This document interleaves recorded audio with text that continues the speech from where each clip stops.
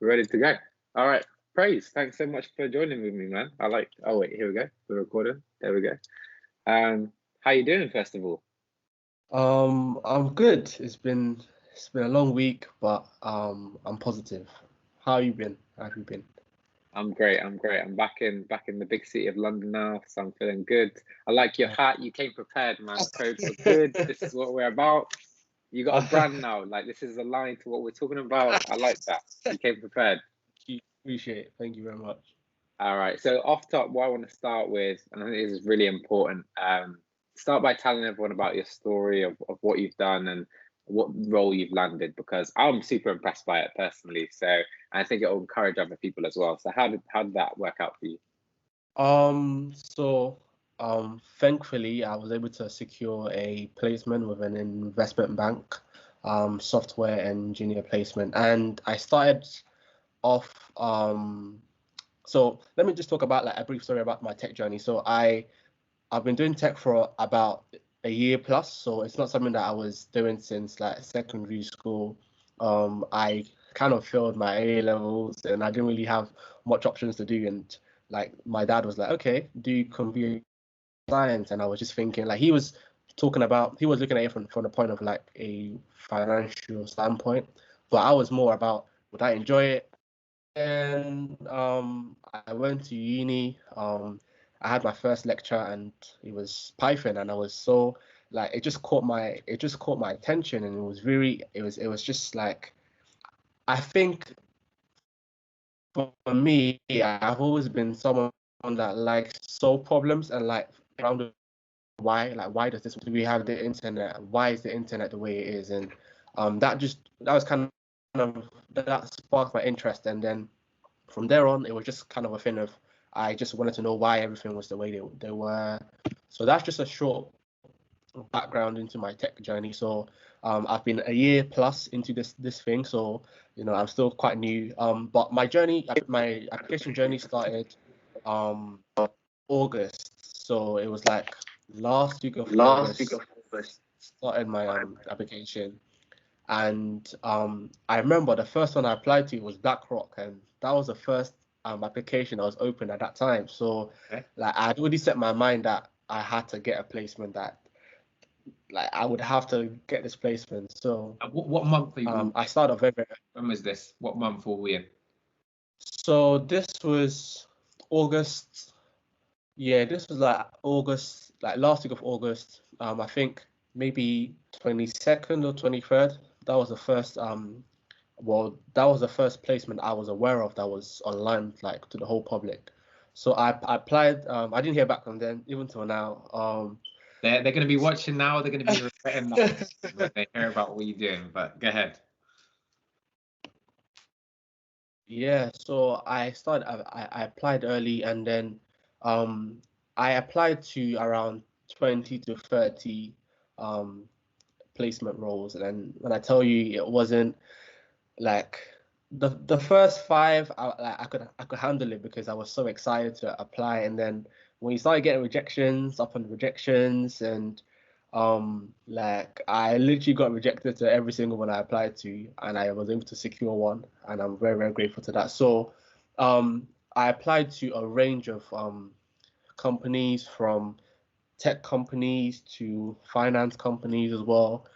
So I was I think looking back now, I was more focused on a placement. I didn't really care where I got the placement, but looking back now, I should have probably been more strategic about where I applied to, because I was just applying to companies that I didn't even have a clue. I just saw application open, I just sent a CV, and I was surprised, but I was getting rejected, and that was because I wasn't really matching, like I wasn't doing enough research into the company. So I remember there was once, I would not recommend anyone do this, but I applied to this company using like a cover letter I used for another company, and like I was like I didn't get it, but yeah, so I started applying, and then I got LinkedIn um around June, July. That was my first introduction to LinkedIn, and like people told me that it's good for jobs, and I wasn't really too familiar with how LinkedIn works, but like nowadays there's a ton of, even you have like houses on, you do rooms on Clubhouse that talk about these things, and people can really reach out on those platforms to learn on how to use LinkedIn to improve. So I wasn't really sure like on LinkedIn, and someone reached out to me on LinkedIn to ask me to apply for this for like a hackathon. And that was the first time me ever hearing what a hackathon was. So I was very, very confused. They said that it was like a day, or it was like 24 hours to build a project. So I was thinking, wait, did I just get an internship without like applying? So I was very, very excited for that. And then I applied to it, and then I realized that at the end of the hackathons, they will select people based on the performances in the teams and like other like different things, which I'm not too sure how they based it on. And that kind of made me feel like, okay, like this is something that might be a way for me to get in through the door. So I had I started the hackathon like October.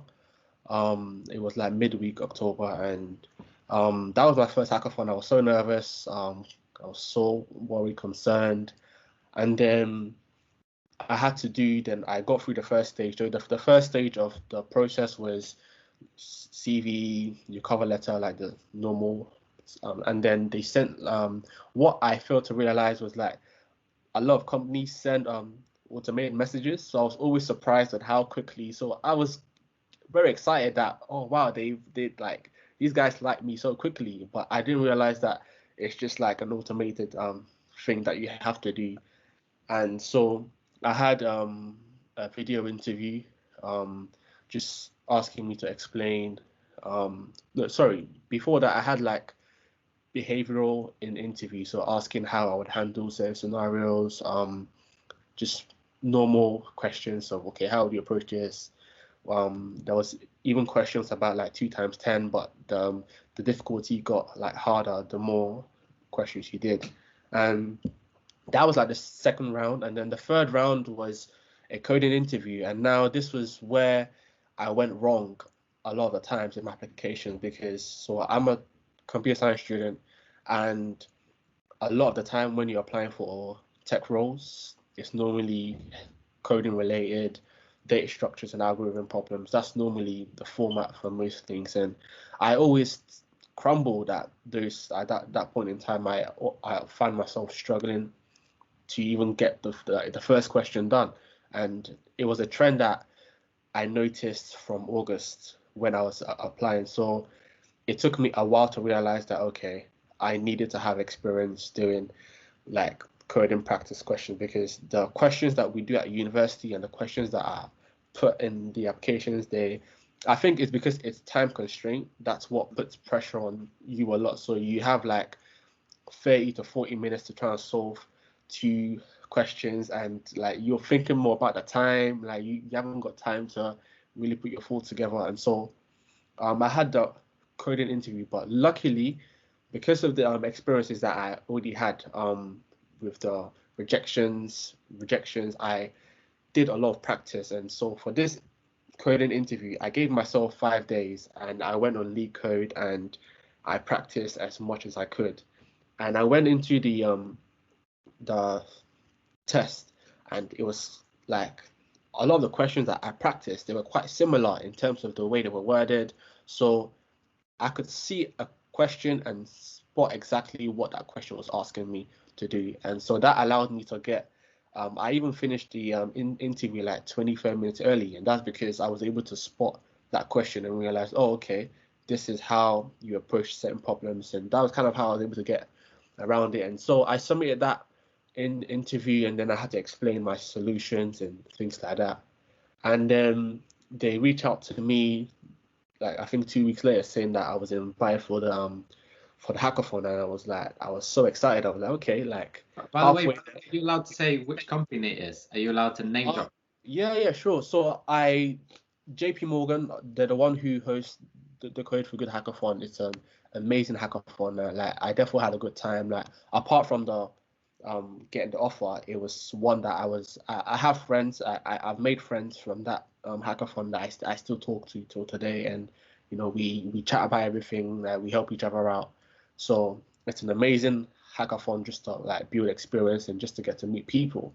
And so that was kind of one of the things that I did at the start. And then the hackathon was interesting. We had to solve like they gave us like so we got put in teams, and we got given certain problems to solve, and we had to pick what problems we wanted to solve. And we started working on that, and it was difficult because this was the first time they hosted a hackathon that was virtual, and it was difficult having to work with people that you've never met before and having to have interactions with them. And it's even more difficult when you're trying to work on a project. Normally you work on a project with people that you are somewhat familiar with or have interactions with, and so that was a little bit tricky. But credit to my team, like we didn't let that get in the way of what we did. And it was 24 hours, it was overnight. Like I remember I didn't sleep. I had about 30 minutes, and it was a case of I just didn't want to, because I set my mind so much that I didn't want to miss this opportunity. I was like, if me sleeping is going to be the reason I don't get this, I'm not going to sleep. So I decided to stay up. So I decided to stay up. So I decided to stay up the whole night. And luckily for us, for my team, we were winners. We won the hackathon. We were part of the hackathon. I was very, very surprised because I was like, oh wow, like this is my first hackathon and we won. And I was, having a bit of hope. I was like, okay, maybe this means that I have the role. But then I realized that that's not how it works, that they have certain things that they look for. I'm not too sure how they scan and how they pick candidates, but I'm just fortunate to be one of the ones that were picked. And then 2 or 3 weeks later, I had a phone call saying that I was offered the place, and that was kind of my journey towards Incredible. getting a journey, but it's one that I enjoyed. I can see, yeah, you still got a smile on your face now. I'm not surprised you enjoyed it because you won, man. So, I mean, and JP Morgan done well. You clearly got a very good candidate, so they're the lucky ones here. And you said a lot of good stuff there, and I kind of just want to touch on some of it. Firstly, if you go back, you faced quite a lot of rejection, and you just kind of kept going forward throughout that. And I think when I applied for placements, I probably did more like 50. So if you only did 20 or 30, you sound pretty good. But I think a lot of people right now are struggling with the applications just because it's a tough market right now. There are fewer job opportunities, so it's probably going to take more applications than it normally would for you to land these roles. And it's easy to forget, but there's lots of people that are similar to you that are going for these positions as well. So I think it's important to remember that. And you said something really important, which is you wanted to be more strategic about your applications, because that's where people go wrong. They go, and let's get out as many applications as I can and apply to everything. New thing pops up on LinkedIn, notification, apply. Whereas if you're more strategic and you say, all right, I want to work in the tech space and this type of company, then you can tailor all of your applications easily, and you just have to tweak it each time to the company that you're going for. And then you do half as many applications, but they're much more likely to get you progressed, And the funny thing is, you only need one job anyway, So it's like a weird thing in psychology. Psychologically, it's like, yes, there's so many, and it feels so difficult, but you only need one of them to say yes. And in your case, it's an incredible brand. So that's super powerful. And then another thing of what you said there is lead code, right? Just so everyone. Lead code. Yes. Yeah, so this is for computer science. So when you have most tech interviews, they have like a technical side and they have like behavioral side of things. So normally the technical interviews where a lot of people tend to struggle on, especially like people who are just starting out their tech careers. And so your interview would mostly be on data structures and algorithms. So as a computer science student, data structures is basically how you store your data and organize your data, and the algorithms is just a set of instructions that you tell your computer to do and it works with it. So LeetCode is therefore one of the platforms that to use the practice, because the thing is, when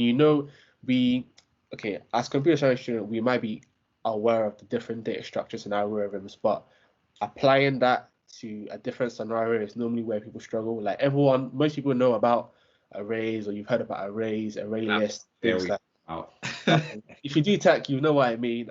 Like arrays. So, but it's how you can apply using arrays in a different scenario. So it's problem solving using the skills you have. And so LeetCode is therefore one of the platforms that I would recommend if you're trying to improve your data structure skills, is to practice. Now, I would say before starting LeetCode, it's good to have a good understanding of the data structures, like the arrays, stacks, queues. These are the core foundations. When you have understanding like about them, then you can like start working on LeetCode problems, because if you have no understanding about data structures and the algorithms in general, you're just gonna keep struggling, and that leads to frustration, and like you might not be able to achieve what you want. So it's good to have a good understanding of the data structures and then practice them time and time again. And let me just make it clear, when you start doing LeetCode problems, okay, let me speak for myself, they are quite difficult. They are very difficult, but the thing about anything is, the more you practice, the more you get good at it. And in my case, I was fortunate that I practiced a lot, that I was able to see a question and realize, okay, this is what I needed to do. So normally when you see a question, you have to think about, okay, how do I approach this? What solution is the best? But the more you practice, when you see a problem, your brain like tells you, okay, this is the best way to do it. So you've already saved a lot of time having to think about what to use, and then more of that is just, okay, now how do I get this? How do I implement what I know in this problem? So that's what I would recommend to do. So I'd recommend practicing with LeetCode. There's other sites out there. They're paid ones as well, but I think LeetCode has enough, and they even have like a premium one as well, where you can actually practice with questions like specific to Google, JP Morgan, Amazon. So and these are questions on people who have done interviews for them, and they put them on the platforms, and you can have a feel of, okay, these are sort of Amazon type questions, or Google type questions, or Facebook type questions. So you can have more specific types, but they have questions all across the board. And another tool that is so underrated is YouTube. Like just watching videos on YouTube to help you understand. Like the thing about LeetCode is, when you solve this problem, sometimes they're a bit abstract. So what I did was, I'll go on YouTube and watch a video that helps me to visualize the problem, and that helps me to see the problem and see where they're coming from. And normally, the more I did that, I began to understand, okay, this is how things are meant to look like. This is what things are meant to be. So I would say just LeetCode is therefore what helped me a lot. Like, so I'd recommend everyone to have a look at LeetCode. And it's hard, but promise you, if I could do it, like, you can do it. Like, you can really do it. I can't do it, but some other people studying computer science, they can do it. So I'll let them do it. But yeah, LeetCode, that's a good shout out for them. If they want to sponsor the podcast, they can get in touch, because they're getting airtime today, so they can sponsor the podcast for next week. I like a lot of what you said again. So the hackathon as well, I like it from a diversity and inclusion standpoint, because rather than assessing people all with the same sort of old school ways of trying to assess people, we're actually seeing how good they are doing what they're doing, which is much fairer in my mind. And you can't do that for a lot of things, but you can do this in this kind of computing tech world. So you can really just see, let's just throw them into it and see what they can do. It shouldn't really matter where they went from school or who they know or whatever. Let's just find out what they can do. So I really like that for sure. So one thing we chatted about before was a lack of desire to do internships and placements early on. People are kind of getting to uni and not necessarily going for these roles. So I want to know from you, why is that? Because this is your peer group we're talking about. So why is there that lack of a desire to get these internships and a placement when you first get to uni? I think there are like a range of different factors. I think one of them that I experienced was I wasn't informed about why I needed to do an internship and what the point was. Like from secondary school to O levels, I was told when you get to uni, do your 3 years, get your degree, and get a job. And that was kind of the lie, like I say, that was sold to me when I was younger. So when someone told me to do an internship, I thought, why would I do an internship when I could just finish my degree and get a job? But I didn't realize that in order for me to get the job, I need to have experience and I need to have things that I can talk about in my CV that's aside from my uni degree. So I think lack of information is probably one of the reasons why people aren't aware of it. And I think another reason is probably how um, they're normally difficult to get. So I'm talking about application processes. So I've seen companies with like long, like the application process is quite long, and so people see that and their first reaction is to not like your first reaction is actually I'm more interested in that. And I had those three. Like there was a few companies that I tried to apply to, and I saw the application process, and I was thinking, like I don't think I'm built for this because just for too long. But I guess that's part of the company's way of being able to recruit as well, because they know that most people would see 8 stages or 10 stages, and your first reaction is actually I'm not willing to do that. So I'll say that's one of the reasons, and I'll say another reason is understanding your field. For example, in tech, I know that experience is basically what matters, and you don't have to go to uni to be able to get a tech job. As long as you have the necessary experience, you'll be able to get, because your employer just wants to see that you are competent. And like how I tell my friends is I tell them, okay, you have a big company and you want to employ, how do you know if they're qualified?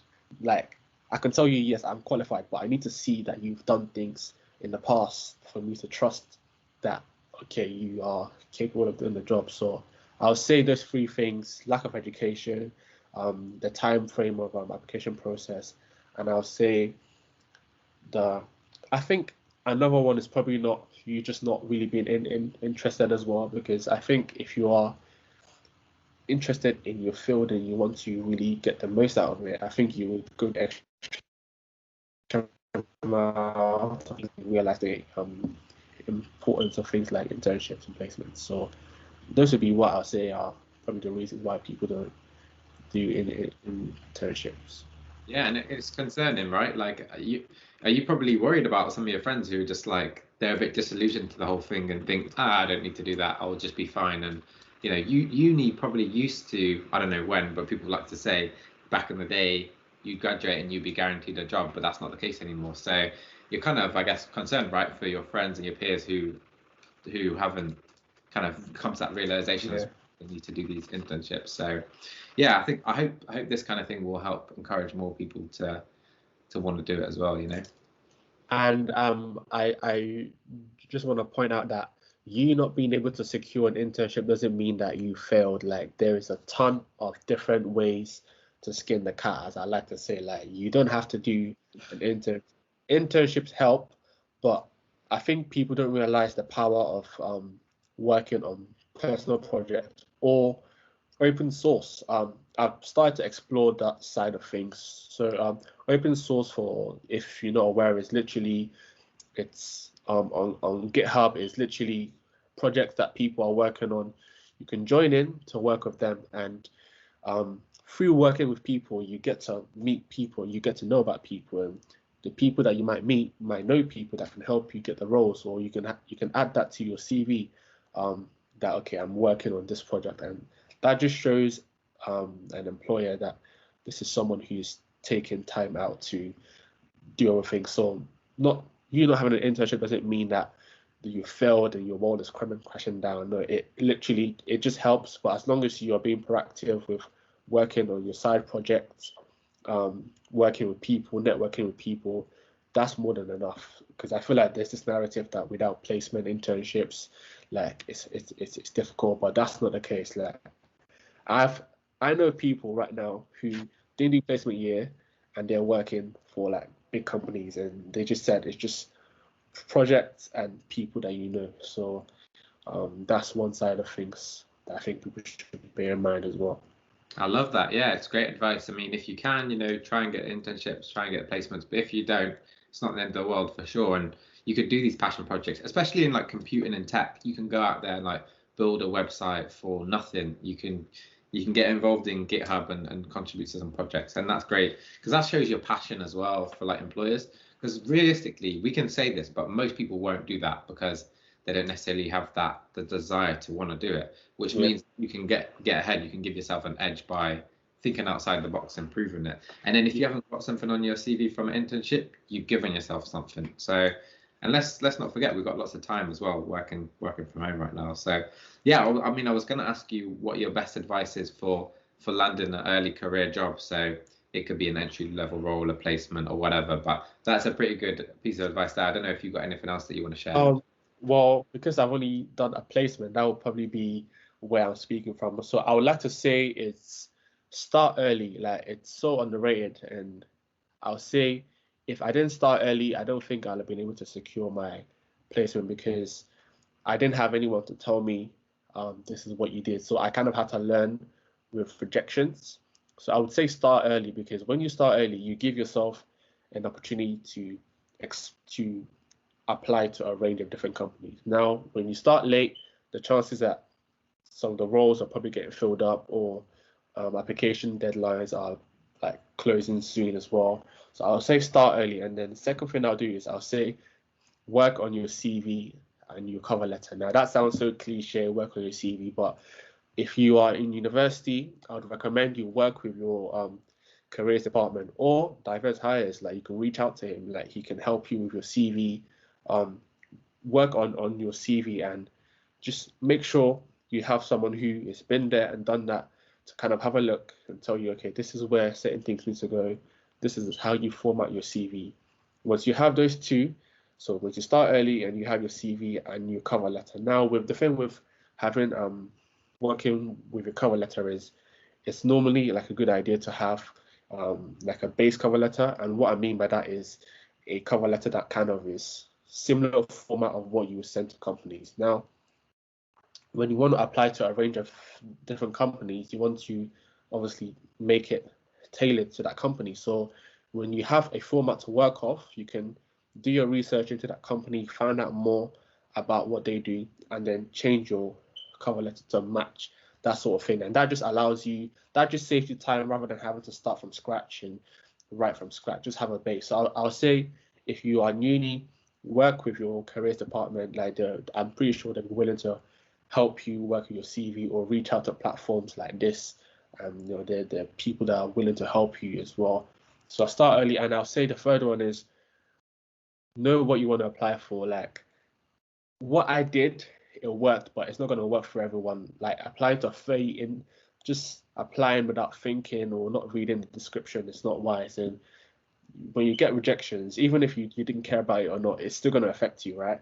So I'll say have a list of what you want to apply for, know what you want to go into, and then do your research into that company. Now, when we go on companies, there's a ton of information. It can be very, very daunting of where do I start from. But I'll say going on the careers page, most companies have that page. Look at what they're looking for.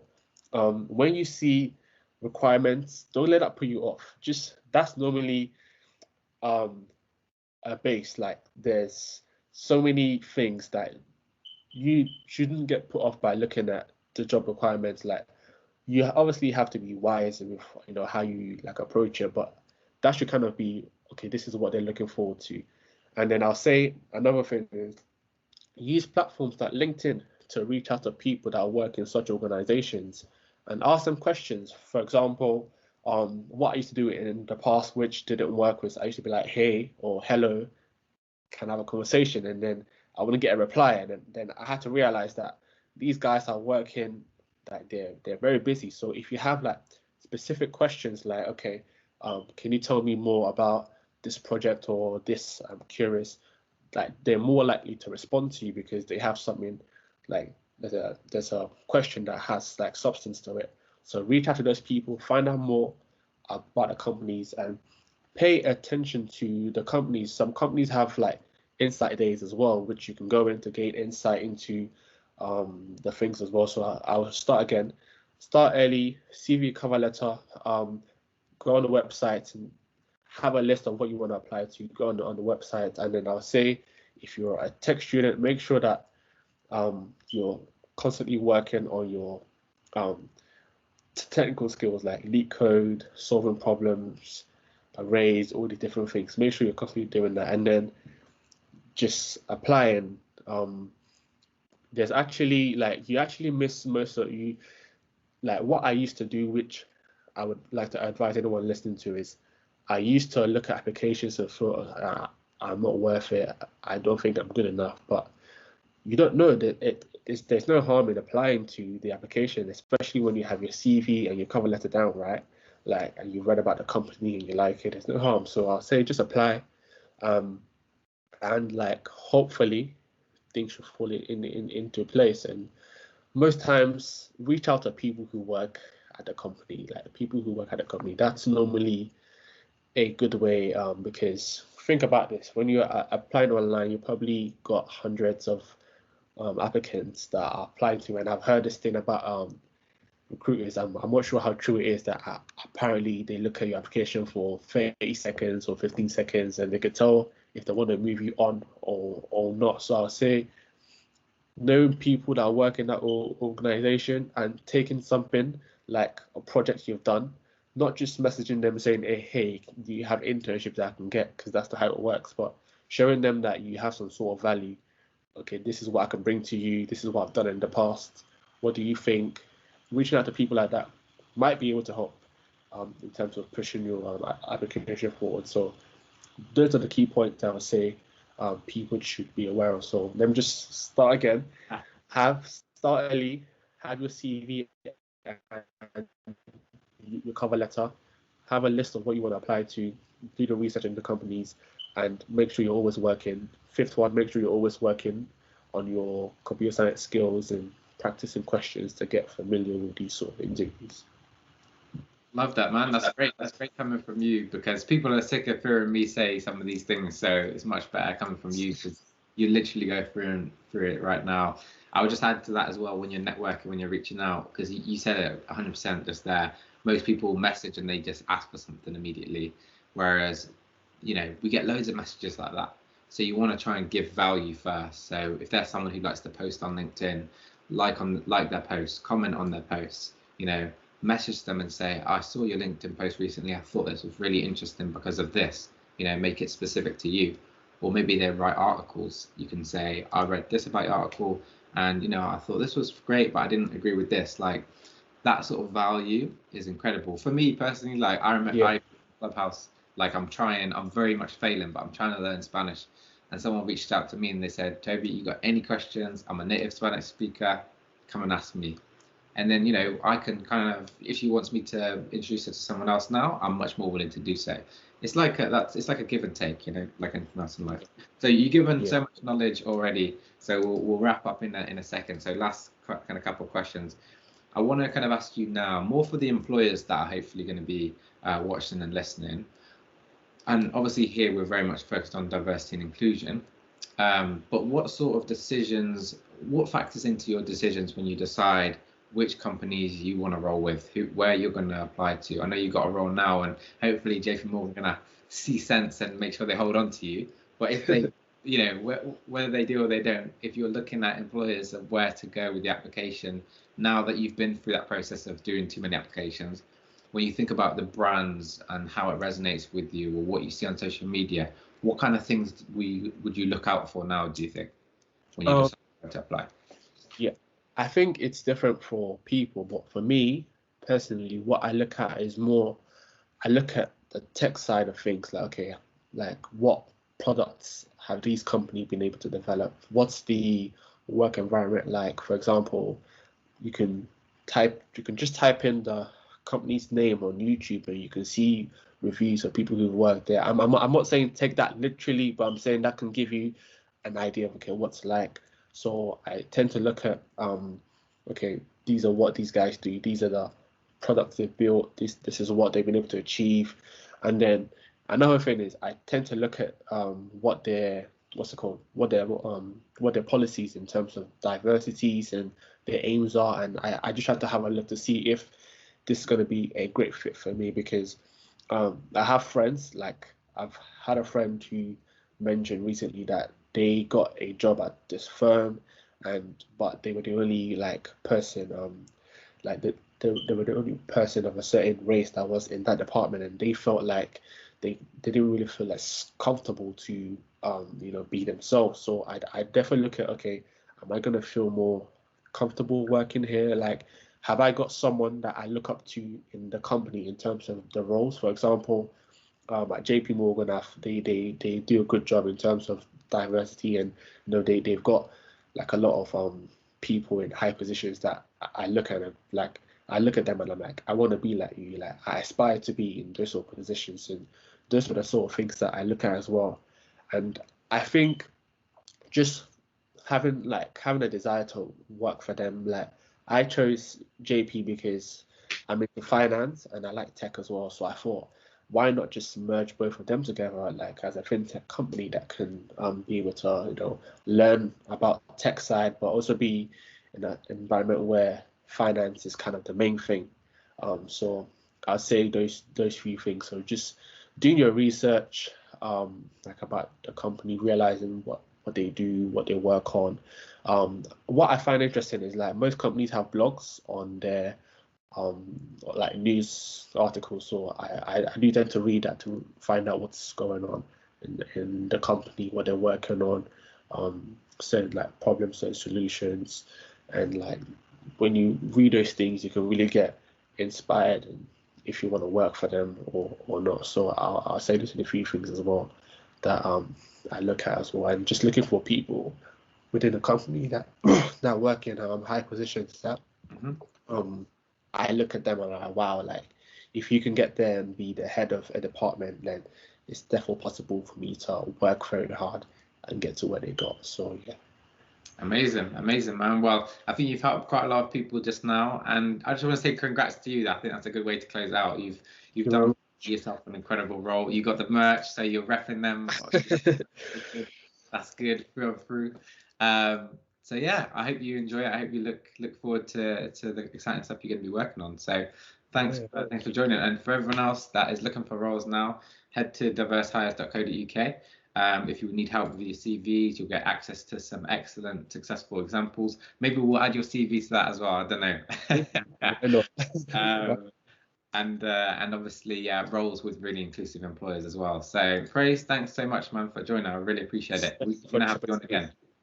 Thank you for this opportunity, and I just want to say to anyone that regardless of what stage you are in any application season, the most important thing is not to compare yourself with anyone, because it's so easy on LinkedIn to see people's I've accepted a role, and if you've not got in there, it's easy for you to get down about things like that. But just know that your race is different to everyone else's race, and just focus on yourself, focus on what you have to do, and the stars will align and everything would work out for you. So that's what I'll leave the people with. Nice. You're a leader, man. You need to be doing some speeches or something. I'm getting goosebumps. Yeah, well done, Praise. I really appreciate that, man. Thanks so much for your help, man. Thank you very much. Thank you.